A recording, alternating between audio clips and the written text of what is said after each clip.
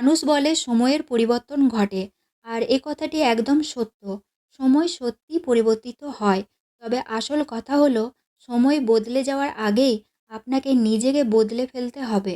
যেদিন আপনি নিজেকে বদলে ফেলবেন সেদিন সময়ও আপনা আপনি বদলে যাবে।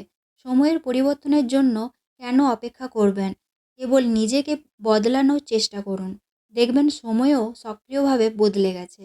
তো নমস্কার, আজকে আলোচনা করব কুম্ভ রাশির জন্য জুলাই মাস কেমন যাবে। সব থেকে আগে জেনে নেব আপনার হেলথের ব্যাপারে। স্কিনের প্রবলেম হতে পারে, পেটের সমস্যা হতে পারে, কিন্তু জুলাইয়ের ফার্স্ট উইকের পর সব কিছু ঠিক হয়ে যাবে। এরপর জানবো পড়াশোনার ব্যাপারে। পড়াশোনা আপনার ফোকাস থাকবে, পড়াশোনা ভালো হবে এই মাসে। এরপর জানবো লাভ লাইফের ব্যাপারে। আপনি যার সাথে লাভ রিলেশনে আছেন তার মধ্যে রাগ দেখা যাবে, ফলে লাভ লাইফে প্রবলেম হতে পারে। এই দিকটা আপনাকে ধ্যান দিতে হবে। তবে মিড জুলাইয়ের পর থেকে লাভ লাইফ ভালো আছে। এরপর জানবো ম্যারেজ লাইফের ব্যাপারে।